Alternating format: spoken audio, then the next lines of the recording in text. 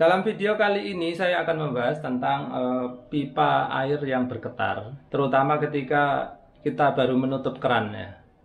Nah, mungkin kawan-kawan ada yang mengalaminya, saya juga mengalaminya, tapi saya sudah menemukan bagaimana caranya untuk menghilangkannya. Sebelumnya ayo kita lihat bagaimana sih getarannya. Bagi yang belum tahu ini bisa saya kasih contoh ini ya, mana tahu nanti mengalami juga. Getaran yang saya alami itu sebetulnya ini ya, dari hisapan pompa. Terus pompa ini sebetulnya dia menghisap ini air dari tandon yang ada di atas tuh, atau orang nyebutnya toren ya kadang. Nah, dari atas itu dilewatkan ke tembok, kemudian dihisap oleh pompa ini ke sini. Nah, yuk bagaimana sih getarannya, yuk kita lihat ya. Ini keran saya nyalakan sebentar. Nah, kedengeran ya, ada suara getaran tadi ya. Kita coba sekali lagi.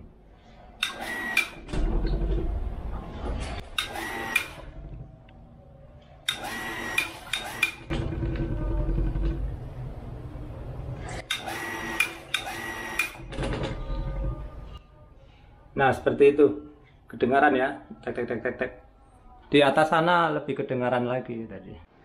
Nah, apa sih yang terjadi? Itu tadi yang terjadi sebetulnya adalah disebut water hammering. Jadi water hammering itu ya, atau knocking ya, kadang bahasa Inggrisnya mereka bilang knocking atau water hammering. Knocking karena dia kayak ngetok-ngetok ya, tok tok tok tok tok gitu.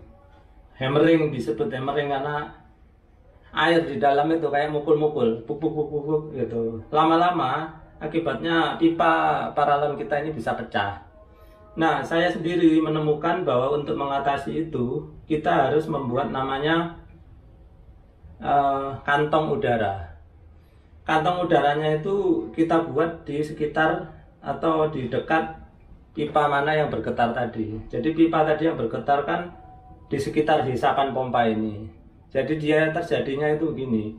Ketika pompa ini menghisap, terus karena dia berhenti, pas dia berhenti, air dari sini itu menghantam dia kan, karena ditutup bab, dia kayak menghantam bab, terus balik lagi ke atas.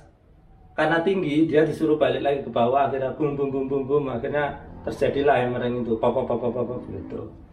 Nah, karena hammeringnya terjadi di perpipaan sini, bukan setelah pompa ya, sebelum pompa, maka saya buatkan kantong udara di dekat sini.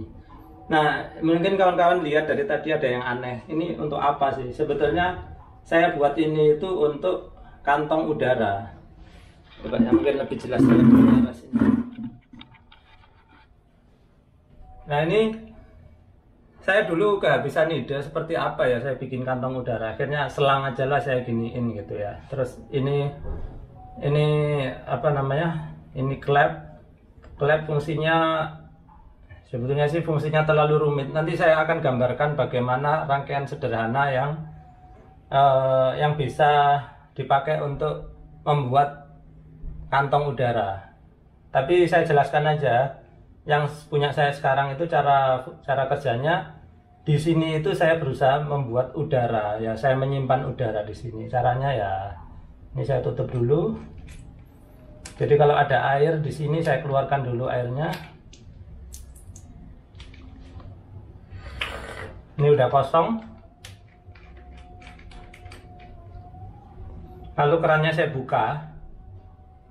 Meskipun keran saya buka, air tidak akan bisa masuk ke sini karena di sini mampet ya, nggak ada apa-apa. Jadi di sini ada udara yang nganggur aja.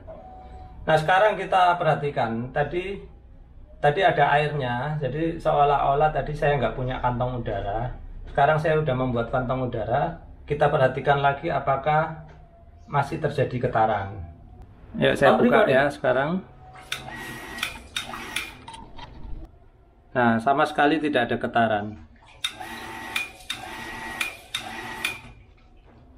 Tidak ada getaran ya. Oke, seperti itu. Nanti kalian kalau pengen tahu bagaimana cara detailnya membuat, saya terangkan kembali dengan memakai gambar-gambar diagram di papan tulis. Nah, di sini saya gambarkan ya bagaimana kira-kira layout dari perpipaan saya tadi. Jadi ini adalah tandon atau kalian mungkin sebut toren gitu ya. Kemudian ini pompa. Terus ini keran untuk pemakaian ya. Boleh di kamar mandi, dapur atau taman gitu ya.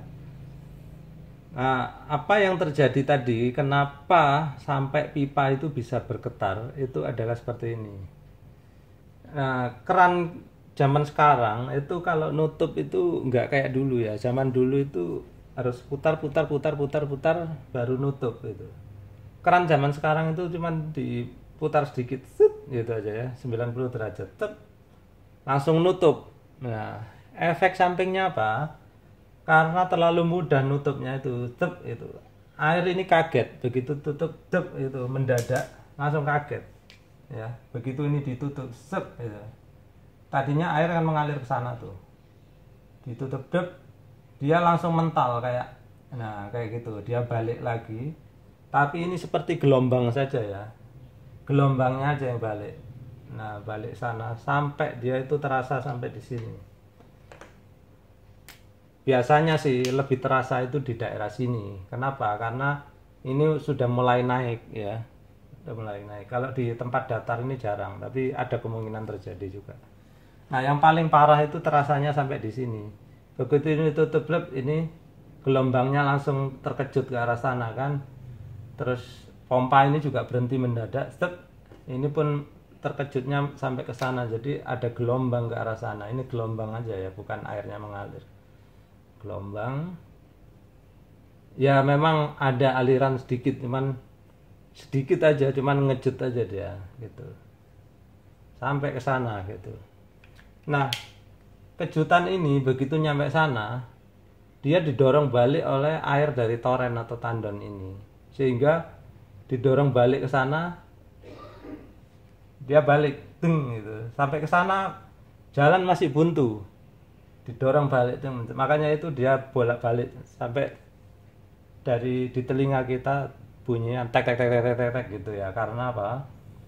Dia terjadi kayak namanya itu hammering ya, atau palu air lah istilah. Kalau bahasa kita palu air ya, air yang diketok-ketok gitu. Cuman ya itulah hammering ya, hammering atau knocking, suara ketok-ketok gitu. Nah, ini terjadinya kenapa? Karena biasanya itu toren itu atau penampung atau tandon itu letaknya tinggi atau di atas pompa. Ini tidak akan terjadi kalau penampungnya toren atau tandonnya berada di bawah pompa. Ini nggak akan terjadi. Terjadinya karena tadi dia mental ke atas, dari atas didorong balik. Tapi kalau dia ngambilnya torennya posisi di bawah, kenapa nggak terjadi? Karena begitu air balik, ya udah ke bawah. Air kan nggak ada gravitasi ya, maksudnya kena gravitasinya ke bawah, dia nggak akan dorong lagi ke atas. Tapi kalau ini tadi kena gravitasi, dia kedorong ke bawah, terus ini menghantam balik karena dia jalan buntu gitu ya.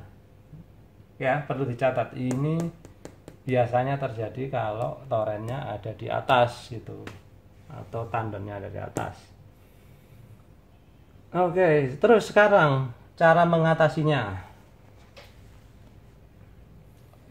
Seperti saya bilang tadi, kita bisa membuat kantong udara. Cara membuat kantong udara gampang gini. Ini misalkan elbow ya. Saya tadi kan nggak usah lihat punya saya lah. Kira-kira seperti ini aja gambarannya. Ini tadinya elbow atau orang bilang keni gitu ya. Kita ganti dengan T aja. Kita ganti dengan T seperti ini. Nah, terus habis itu kita bikin T lagi ya. Ini T-nya 2 nih.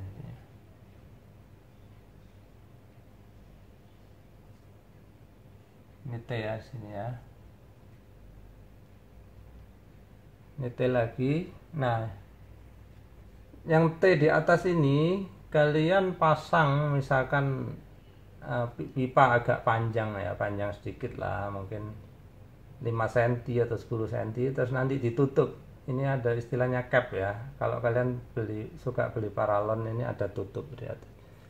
Kalian bisa tutup atau bisa juga dipasang keran, terserah.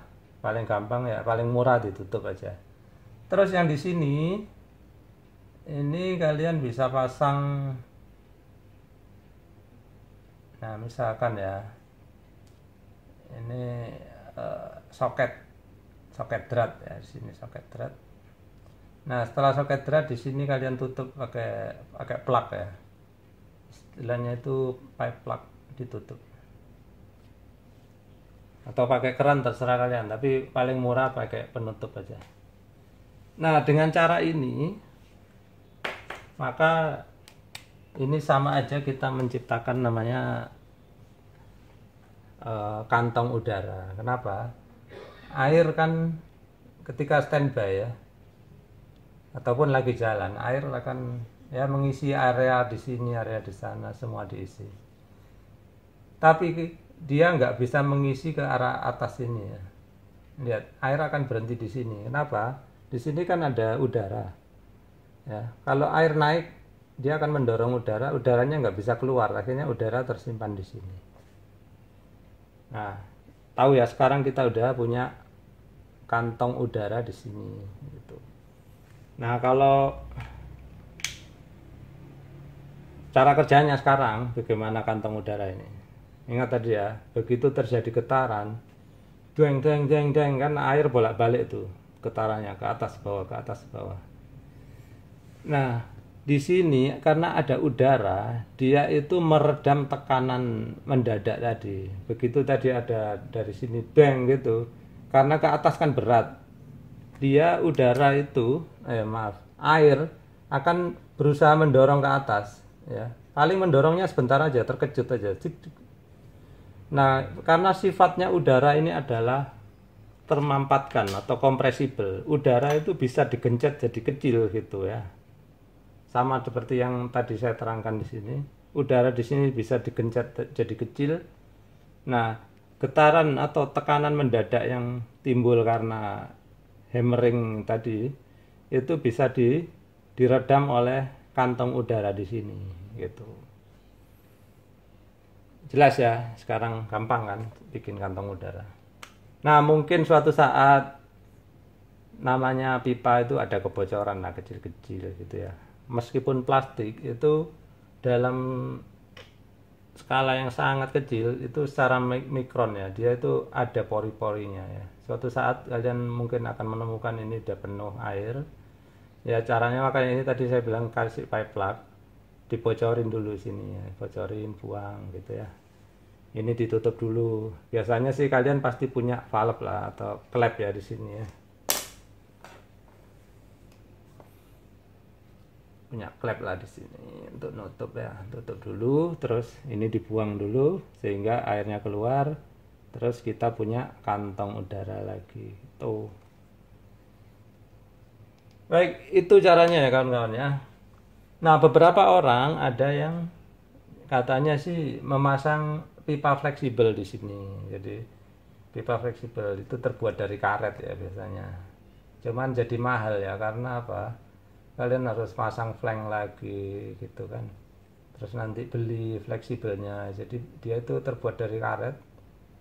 Fungsinya sama untuk meredam getaran tadi. Begitu meredam lonjakan tekanan tadi. Begitu ada kejutan, ini karetnya yang akan gembung sedikit gitu. Sehingga bukan pipanya yang kena hammering lagi gitu. Nah, tadi saya lupa ya nggak menyebutkan efek sampingnya hammering ini, itu nanti pipa bisa pecah lama-lama ya, karena tekanan yang mendadak tadi, tak itu. Tekanannya sebetulnya sangat tinggi ya di dalam itu. Katanya sih bisa sampai 7 atmosfer gitu. 7 atmosfer itu besar. Makanya sebetulnya ini bisa dimanfaatkan, tapi bukan di rumah ya. Biasanya dimanfaatkan untuk bikin rem pump ya, pompa tanpa tenaga listrik. Nah, kalau kalian penasaran seperti apa, kalian cari aja di YouTube ya. Judulnya gini, RAM ya, rem pump gitu. Orang-orang Indonesia pun banyak kok yang menuliskan bikin video tentang rem pump ini. itu adalah memanfaatkan hammering tadi.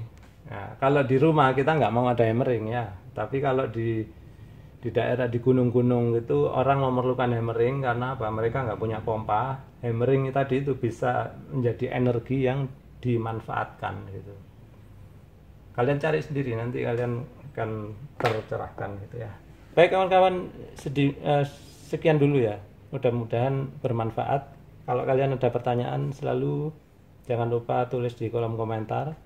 Nanti kalau kalian perlu nomor WA untuk konsultasi, kita bisa diskusi ya. Saya juga belajar. Mungkin bisa ini ya, kalau dua kepala itu mungkin lebih ini ya. Kepala kalian tambah kepala saya, mungkin nanti dapat ide gitu. Kita bisa sama-sama menyelesaikan masalah kita. Terima kasih sudah menyaksikan.